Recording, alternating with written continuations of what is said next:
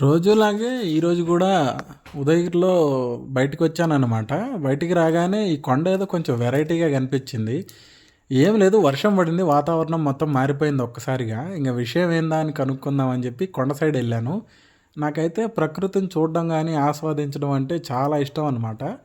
ఇంగ as it ఈస్‌గా బండేసుకొని బయలుదేరిపోయి, ఆ మంచు కనిపిస్తా ఉన్నింది. అది మంచా, మబ్బులే కమ్మేసున్నాయా కొండనా అని బైకేసుకొని బయలుదేరిపోయి తర్రని లాక్కుంటా వచ్చేసినాను అలాగా. ప్రకృతిని చూస్తా ఉంటే చుట్టూ చెట్లు, రోడ్డు చాలా అద్భుతంగా, ఆహ్లాదకరంగా కనిపించాయి. అదిగో ఆ సీనరీ కోసం అనమాట నేనొచ్చింది. చూసారా? ఆ మబ్బు కొండల్ని అతుక్కొని చాలా బాగుందనమాట. ఆ వ్యూ చూడ్డానికి ఎంత బావుందో.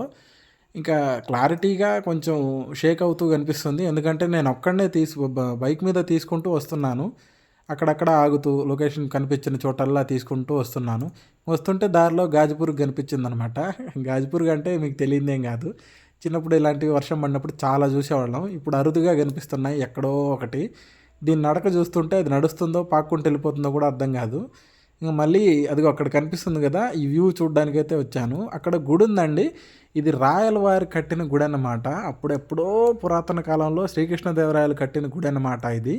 ఇక్కడ నేనొక్కడినే ఏమాత్రం ఇబ్బంది లేకుండా వచ్చేసాను. ఇబ్బంది ఎందుకు లేదులెండి. ఒక పక్క వీడియో తీయాలి, ఒక పక్క బండి నడుపుకుంటూ రావాలి. ఇంకా వ్యూ పాయింట్ చూడడానికి వచ్చాననమాట. ఈ గుడైతే తలుపులు తీసి లోపలికెళ్ళి మొత్తం చూసి మీకు చూపిద్దామనుకున్నాను. కాకపోతే మన బ్యాడ్ లక్ ఏందంటే తాళాలేసున్నారు. ఇప్పుడు గోడ దూకితే ఏ పక్క నుంచి ఏ ఆదిమానవుడు వస్తాడని భయపడ్డాను. అసలు మెయిన్ రీజన్ అయితే అక్కడి నుంచి జలపాతం పడుతూ ఉంటుందన్నమాట. అది చూద్దామని వచ్చాను.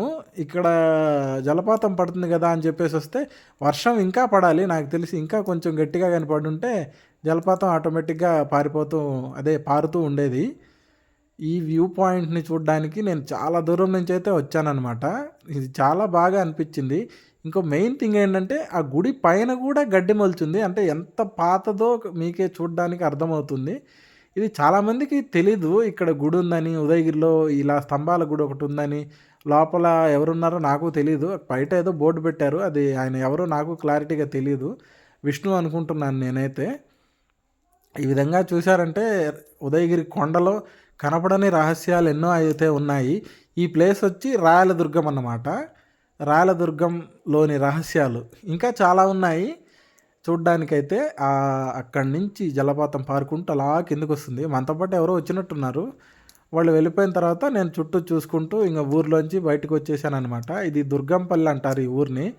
ఇంతకుముందు రాయలదుర్గం అనేవాళ్ళు. ఇక్కడ చూసారా వాన వాన పడిందని ఆ సీతాకోకచిలుకలైతే మొత్తం వచ్చేసి ఇక్కడ వాలి చాలా చూడ్డానికి చాలా హ్యాపీగా ఎగురుతున్నట్టు కనిపిస్తున్నాయి. ఈ ప్లేస్ అయితే రోడ్డు మీదనే ఉంది. కాకపోతే ఇక్కడే సెపరేట్‌గా కనిపించాయి ఇవి. ఇలా చూసుకుంటూ వచ్చాననమాట. చాలా బాగా అనిపించింది. ఒక్కసారిగా తుర్రుమంటే ఎగిరిపోతున్నాయి. అది కూడా సర్టెన్ టైంలో, సర్టెన్ ప్లేస్‌లో కనిపించాయి. ఇంక మళ్ళీ రిటర్న్ అయిపోయాను. బ్యాక్‌కొచ్చేసి మళ్ళీ వెళ్తుంటే ఇక్కడ అసలు చాలా ఎక్సైటింగ్‌గా అనిపించింది. ఆ కొండ రిఫ్లెక్షన్ ఈ చిన్న సైజు చెరువులో కనిపించింది.